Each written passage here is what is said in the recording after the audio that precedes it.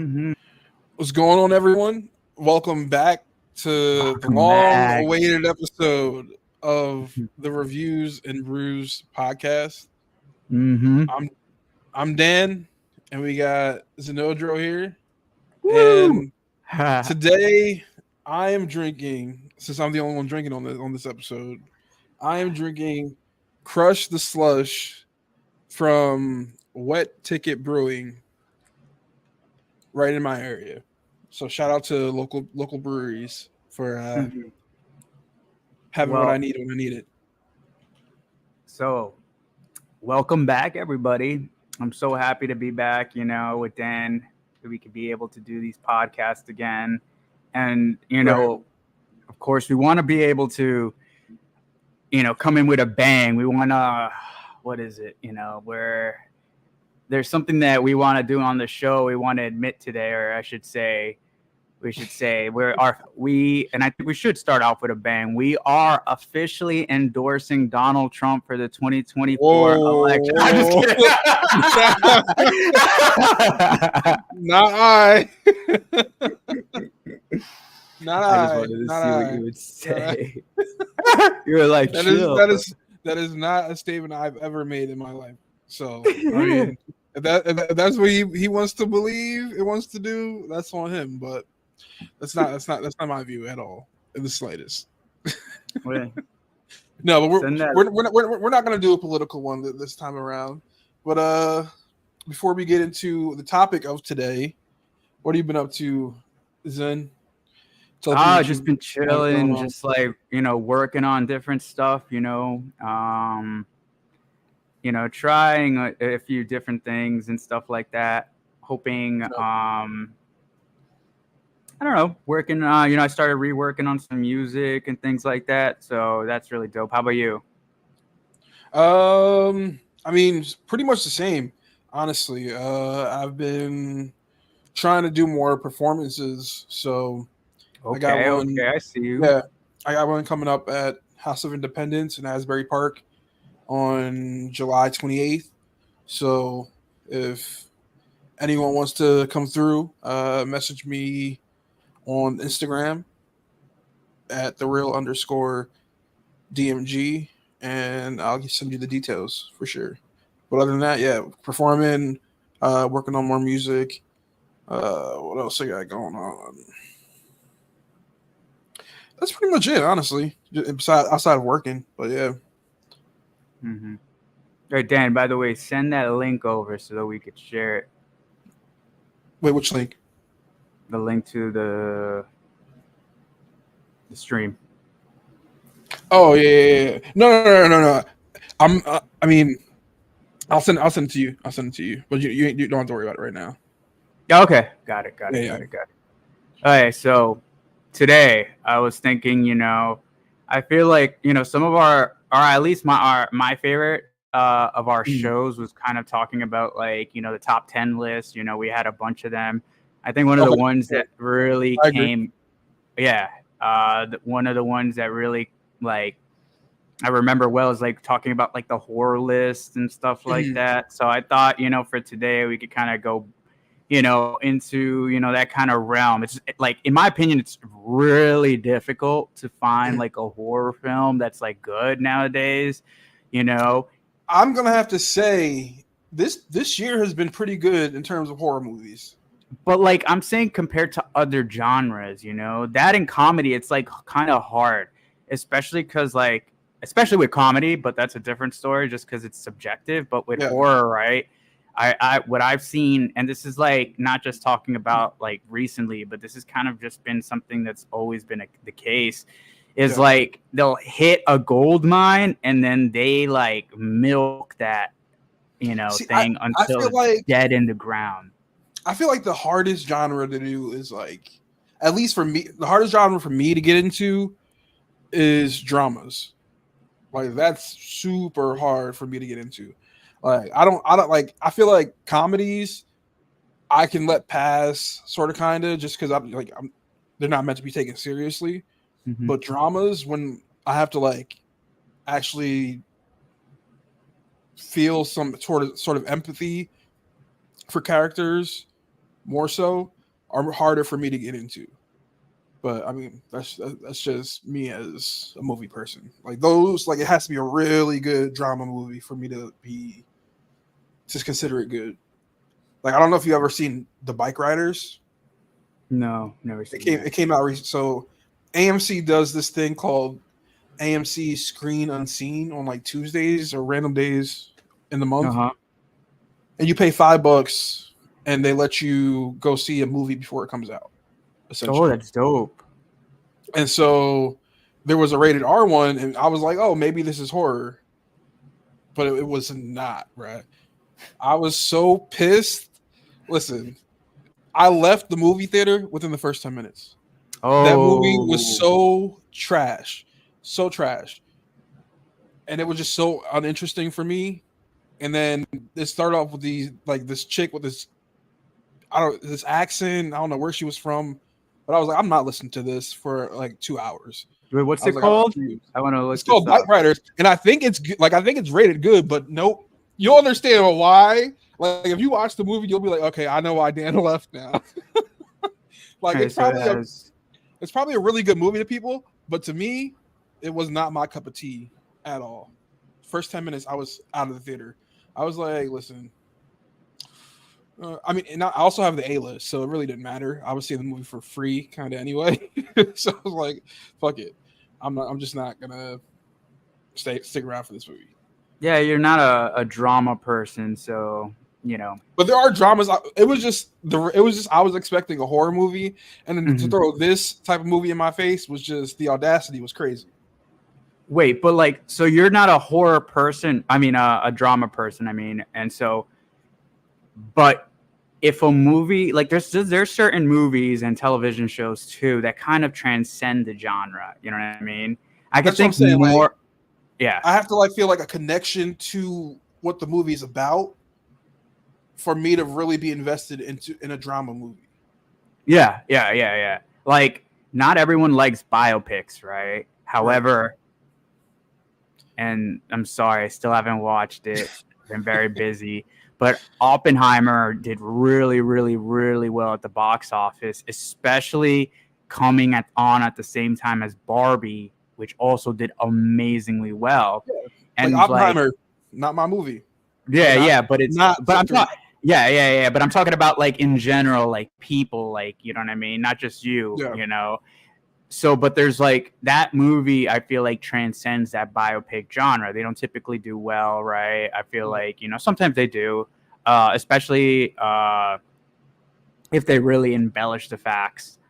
That's true. But that one is also one that kind of like transcends the genre. We could even go as far, I feel like TV shows is a good example as Mhm. well. Like,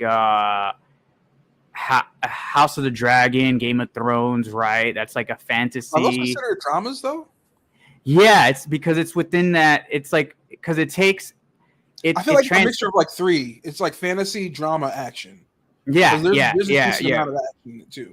So I feel like when like movies blend genres in that way, it's easier to digest for people that are interested in other genres. But like I feel like a strictly drama movie TV show, unless you have you can dedicate the time into like build, like the character development and getting people to fall in love or feel some type of way about these characters.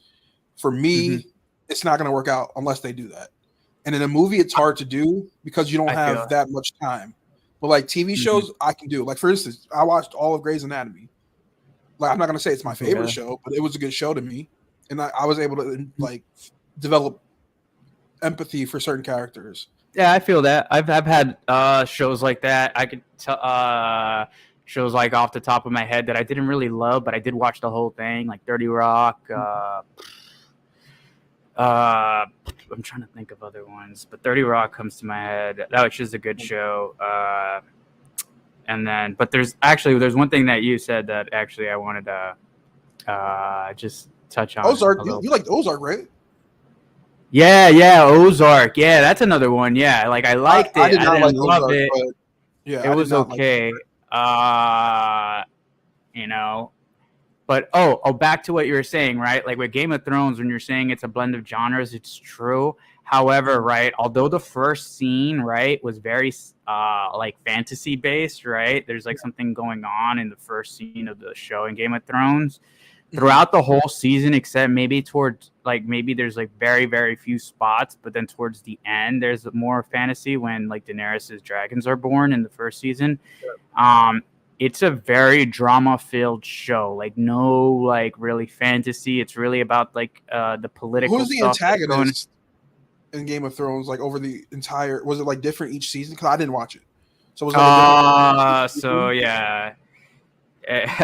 Everyone thought it was the Night King, and then they kind of fucked that up toward the end. And Is the Night King also that frosty looking guy? Mm-hmm. Okay.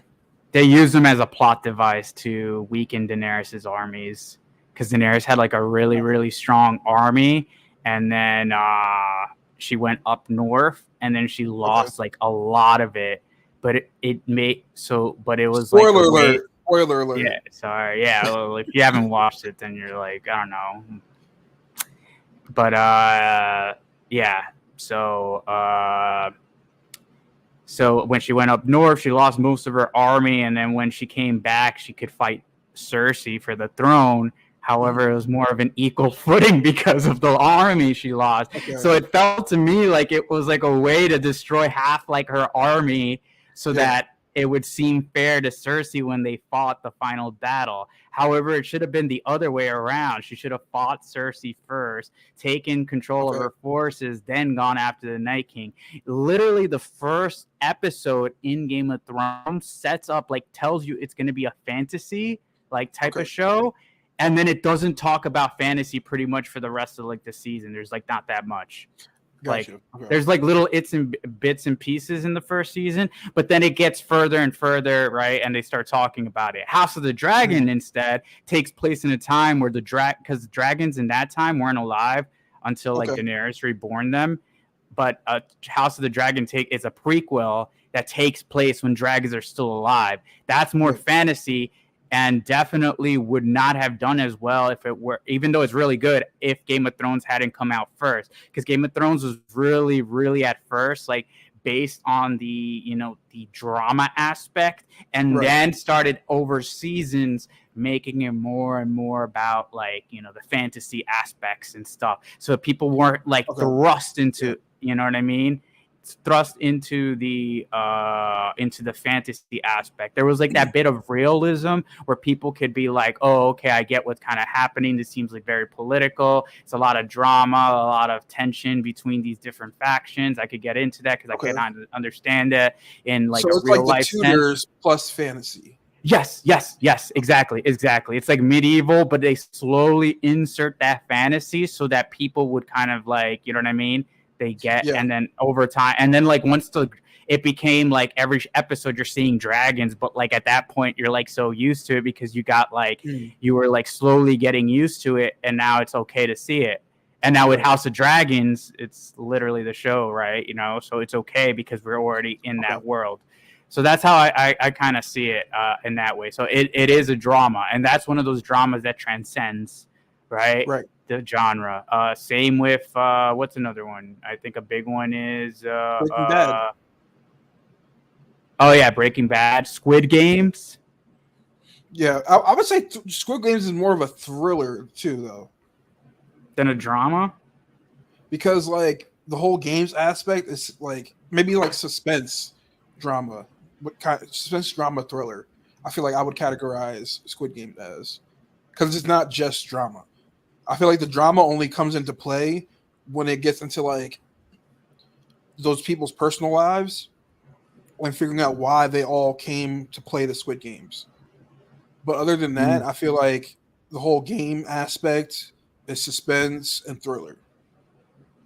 I don't know why they're making a sequel to that. Well, I know why, because of money, but like I don't know why. Like creatively, it doesn't make sense. Yeah, I'm very interested to see what they do with like the sequel. Because I mean, there are different games they can play. Yeah, if they like it could be kind of like how in certain shows or like spoiler alert, like certain mangas or anime, right? Like in Chainsaw Man. Do you want to Right. know about Chainsaw Man? Oh, you can say what you need to. So in Chainsaw Man, like the first, I just finished it because I really liked the episodes, and so I went into the manga, and so the first part, right, has to do with Yeah. Denji, the main character, but then the second part, it still has him. However, he's not at the beginning; it's a new character, but I believe he comes in later. So, but like Okay. as like more of a secondary character, right? So I Is feel like this is the second season that's gonna come out? no. This is in regards to the manga. They're Okay. way before that even happens. Okay. Probably like 3 seasons before that even occurs. But anyway, so so I feel like what they could do in Squid Games instead would be like they could have it so that the guy, the main character, I forgot his name, would be in a different, like he comes in, like he could be like that guy who came in like, you know, undercover, and he could Yeah. go undercover, but no one knows that he's undercover, and then he Right. makes like a surprise appearance in one of the episodes when they're doing like another Squid Games in another country, right? And then it's based on that country's what's it called? Based on that country. Are you saying like coming back as a player or a game master? A game, not a game mask. Yeah, one of those guys that wear the mask. Okay. But not the black mask, not like the big guys. I'm talking about like how that police guy, he came in and kind of just like if he could do the same thing. However, this time we don't see that happening. Remember with the police officer, we actually see like his story unfold, and then he goes through the whole thing. I'm talking more like he does it, but we like, so it'll be more like there's this new season takes place in like, let's say Brazil, right, or something, and then it's based off, right, Brazilian child games, like, or if we did it in America, we would do like American games. You know, tug of war. Well, tug of war is like I think a universal. I can't even think of like an American game that we play. Duck Goose, is that American? Could be. Let's see. I think it is.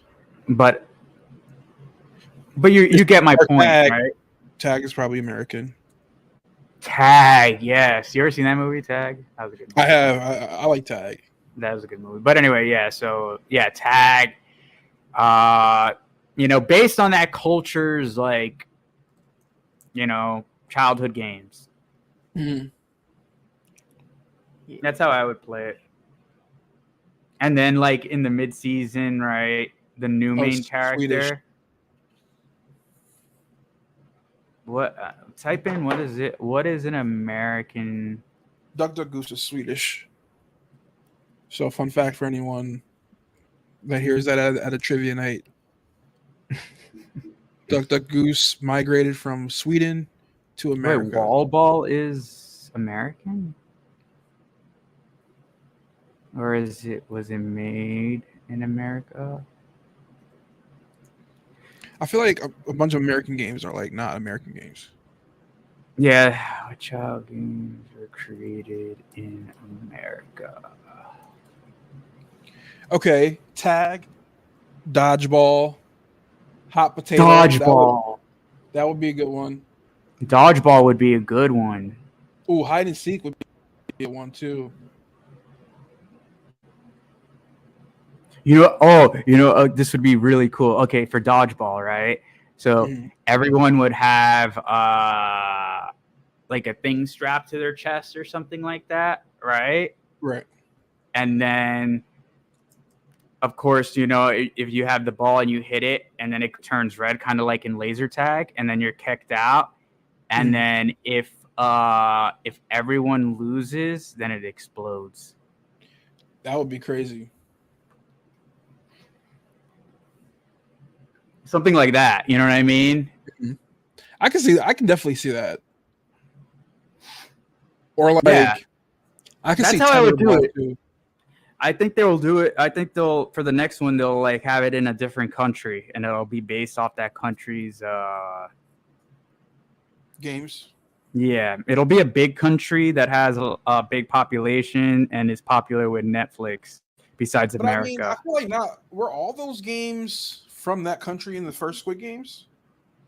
I thought it was all Japanese games, right? Because the Like guy, Red Light, Green Light is a Japanese game. they Korean. Sorry. I mean, Yeah, but Korean. yeah, I know what you meant. Yeah, yeah. I don't know. I honestly don't. I assume so Yeah. because he did talk about like the guy was like that he played those games when he was a kid. So I thought, Well, it was a different iteration of Red Light, Green Light, so maybe that's why. Because it was the person that turns around and then looks back. So I think it's like based off of Red Light, Green Light, but not Red Light, Green Light. If that makes sense. it could be. I don't even know. But yeah, so today we are going down the horror route, like you mentioned earlier. And we're talking about a movie that came out not too long ago called In a Violent Nature. And so just the premise, the moral of the whole movie I got was don't touch shit that don't belong to you. Like at the end of the day, don't touch shit that don't belong to you. But essentially what the summary of the movie is about is these kids go into the woods and take this necklace, and it awakens the spirit of this guy that had lived maybe a few decades prior, and he goes on a killing spree, and the whole movie is based on the perspective of the killer for I'd say maybe like 95% of the movie. It's like the killer's perspective. So it's like we had talked about over like text and shit like that.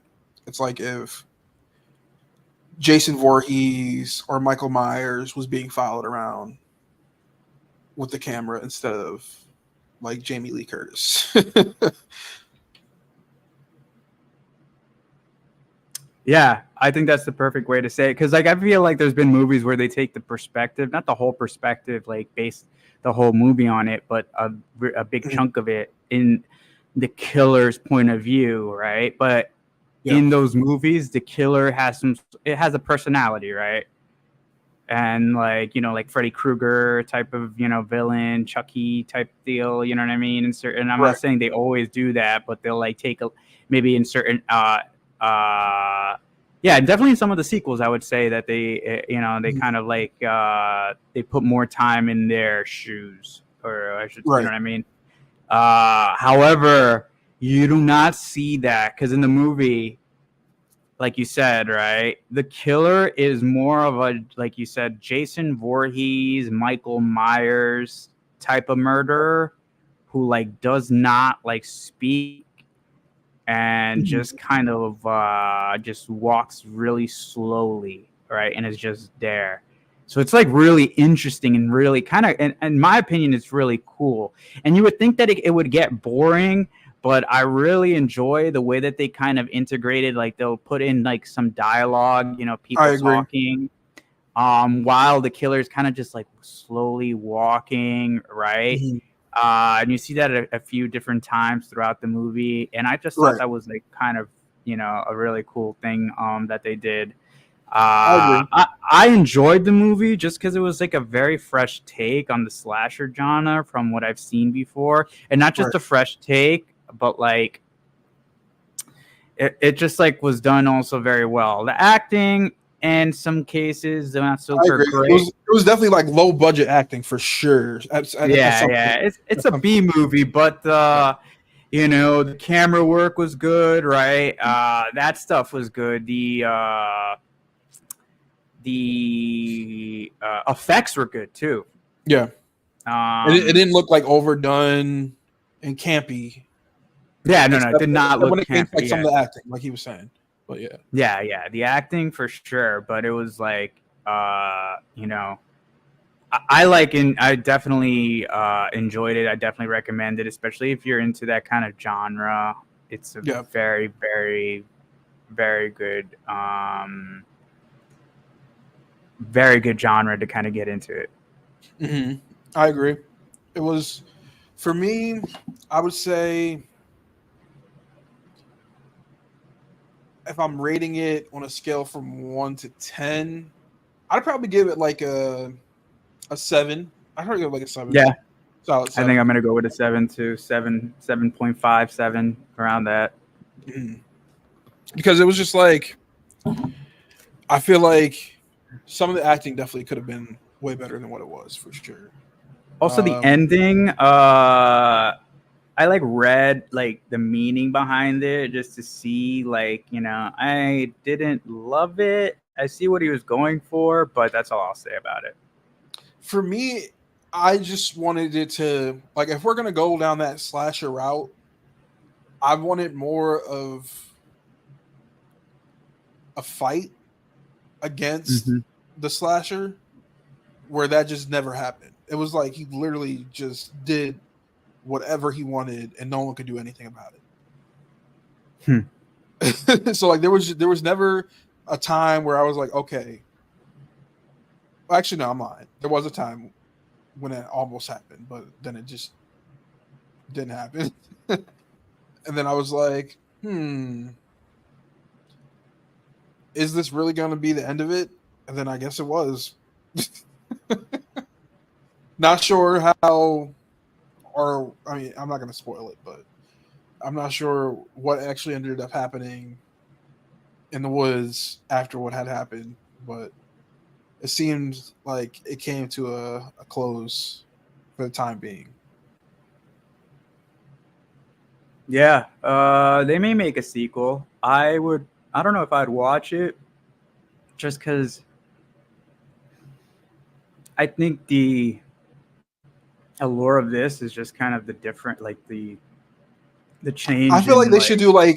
do, like if they're doing sequels for this movie, it should definitely, if it should be anthological, not Oh, necessarily like a okay. direct sequel, but like taking the perspective of various different types of killers That's actually a great fucking type idea. of What situation. type, like, what can you think of though? Like, that would be like, where there would be like, So like that would like kind for of work. instance, a Blair Witch type of situation where you're following the spirit or whatever, like a group of kids conjured in the woods Oh, that's a or something like great that, one. right?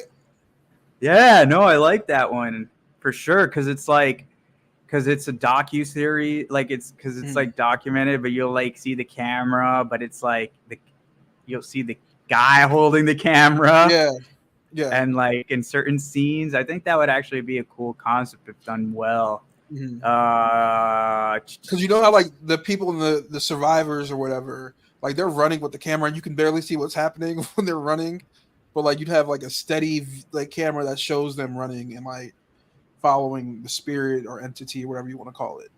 So I think like maybe instead of in a violent nature, they can call it in a haunted nature, and like have that be the sequel type of that's situation. actually a great idea. I Yeah, like that a lot for sure. Damn. Okay. I Okay. want my Yeah. No, credit and my money if y'all do this though. I ain't giving you I'm shit. not giving these ideas out for free. I It's ain't it's giving you it's anything. Yeah.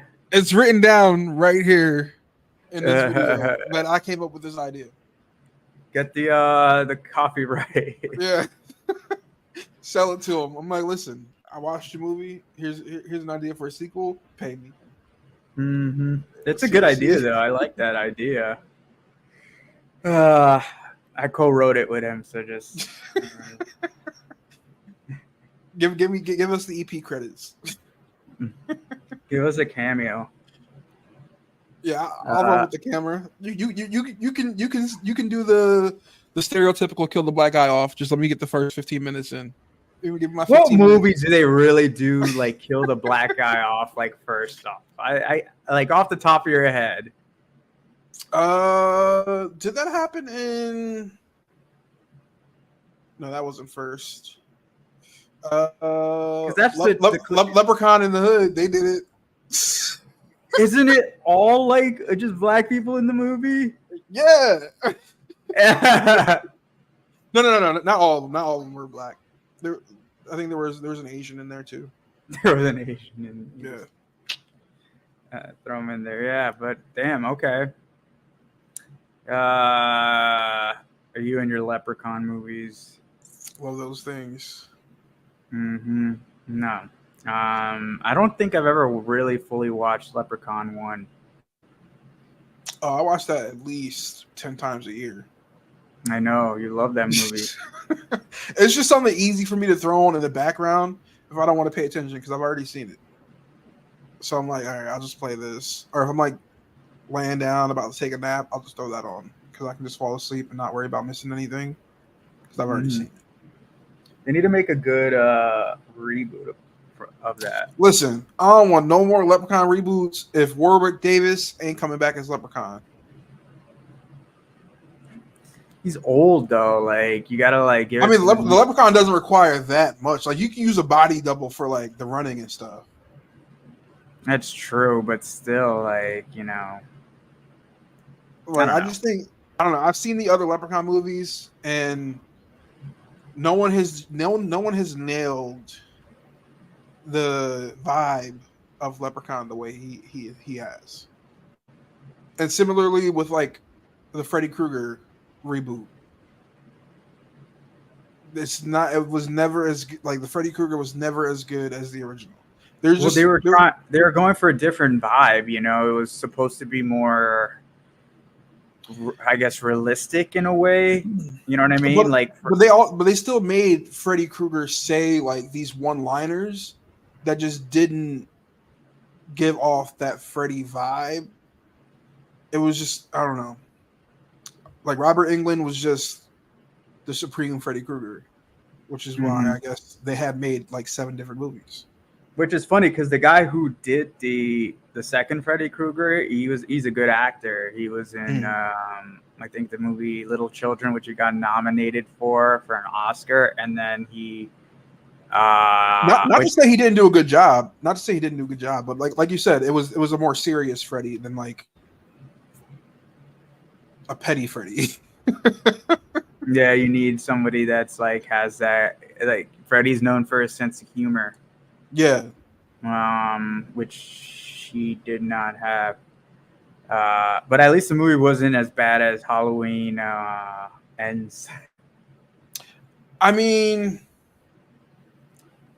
I think that series overall was good. Yeah, the first 2 movies weren't bad, but the freaking second one was like a third one was terrible. Like if we're rating it over like watching the entire series, I think it's a solid. I also give it like a solid 7 in terms of like the overall series. But yeah, the ending it just seemed like rushed. Yeah, I don't know why they did that. That like when he's like bitch slaps like Mike Myers and takes his mask and Mike just like allows it. That's just kind of stupid. It's like they went in like totally just different directions during that movie. Like they made it seem like, all right, it's going to be the final showdown between Michael Myers and Jamie Lee Curtis, his character.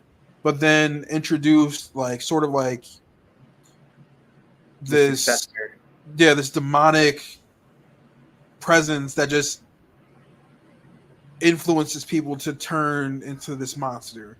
So it's like you thought it was a demonic presence? No, I mean not necessarily demonic, but like this evil, dark presence that overcomes people and like drives them to do certain things. Where I was like, isn't the whole purpose of Michael Myers him being like a psychopath that just wanted to get back at his like to kill certain people in his family, and now this just suddenly passes on to someone else who just had nothing to do with anything. It was weird. I don't know. That's where it lost me, honestly. Up until then, I enjoyed. Yeah, he's going after his sister or whatever. Yeah, it was. I don't know. That movie was just like so. It was just bad. It also wasn't Michael Myers in the end. Like Michael Myers is definitely more stealthy and invisible when it comes to like him rampaging through Haddonfield. And then this series just took him out of that, and he just did not care about anything. He was like, I'm not trying to hide what I'm doing. I'm going after anyone and anything that is in between me and my family. And that's what happened. And it just was a massacre. Like always. And they're going to reboot the movie again probably in a few years. I think they're making or maybe that's the Jason franchise. They're making the movie, like a TV show. It might be Michael Myers too. I think they're doing a TV show for it. TV show would be good, I think. They should just like if they reboot it. I didn't like with the. I remember the Friday the 13th reboot. They did like the Friday the 13th, the original. They just played it the first like 5 minutes, like within the opening credits. Okay. And then they just had that happen because it's a great like the first movie is really really good. The first one doesn't even have Jason. Is that the first one? Yeah, that is the first one. Oh yeah. The first one is his mom. And they made it seem like Jason was just fucking never died. He just like just was living in the woods, and then he witnessed his mom being dead. Yeah. And then that like sent him on like a vendetta against everyone at Camp Crystal Lake. Yep. Or associated with it. I actually didn't mind that reboot at all either. I like those first 5 minutes, but they always do that. I feel like there's a lot of movies that are like that where like it's like they had that idea and they were like, yo, imagine we just like make a montage like really quick and it's just scenes and then we kind of just go in a different direction. Like how everything happens, and then the whole movie kind of just like falls apart after that. That was one. I remember a big one was like Mortal Kombat. Like the first like 10 minutes were amazing with Scorpion's family, but then just kind of. Are you talking about that new Mortal Kombat that they made? Yeah. It wasn't a bad movie. I'm just saying the rest of it wasn't as good as the first 10 minutes. They're making a second one, aren't they? Yeah, I think Luke Cage is gonna be in it. Not Luke Cage. What's his name? Jax. Johnny Cage. Oh, Johnny Cage. I think. Wasn't Dax in the first one? Yeah, he was. Who's gonna play him? I felt like I was watching something, or maybe reading something, and it was saying like the second one is definitely going to be more fight oriented. There's like a lot of fights. Oh, here I got some of the cast. Carl Urban's actually going to play Johnny Cage. Is he related to Keith Urban? No, he's from The Boys. Which character does he play? Butcher. Oh, okay. Yeah. Okay. His American accent's good. Martin Ford, this bodybuilder, is going to play Shao Kahn. Okay. Let's see. But Liu Kang was in the first one, right? Yeah, he was. Okay. Who are we missing? No fucking way. What happened? Wait, you've seen Shogun? No, I have not seen Shogun. Oh, one of the guys in Shogun was the one who played Raiden. I didn't know that. I didn't know he was he spoke English. Okay, I'll have to. I mean, I've been meaning to check out Shogun. I was just waiting for the entire season to end. It's such a good show. You're gonna love it. We could talk about that next time, or I mean, not next time because that'll be a week, but like eventually. Yeah, eventually. Yeah, once I finish it up, we'll figure it out. I'm getting tired. But maybe we should wrap it up for tonight, and then we'll figure out what to talk about next week. Any other movies you got on your list that you wanted to see? I got a few. You know what I've been wanting to watch? What? I was trying to watch Godzilla Zero. I know I'm a little late to the game, but I haven't watched that yet. there's There's a new Kong movie out too. Yeah, Kong versus Godzilla. That one's more like an action-y film. I think Godzilla Minus One is more of a like kind of drama-filled Godzilla, because I got like really high reviews. Mm-hmm. But yeah, we'll definitely do it. But yeah, we'll figure out something for next week. Yeah, sounds good. Well, thank you everyone for joining us on our welcome back episode. This is like maybe the third time we came back, but thank you for joining us anyway. I had to point that out. We appreciate you for sticking through. And if you watched In a Violent Nature, feel free to let us know your thoughts on it as well. And don't worry, we have not checked the playlist submissions because we haven't been really on top of that. Yeah, we got to do that. But yeah, we will start doing more of those, listening and deciding which playlist the songs should go on. So keep submitting those songs, and we will eventually get to those as well. We're just coming back, and we appreciate you sticking around with the Reviews and Brews podcast. So stay tuned for more content and more episodes. It's Damage signing out. Peace. Zenodro. I heard. All right, yeah. Zenodro's got to go take a nap. So we'll catch you guys next time at the Reviews and Brews podcast. Love naps.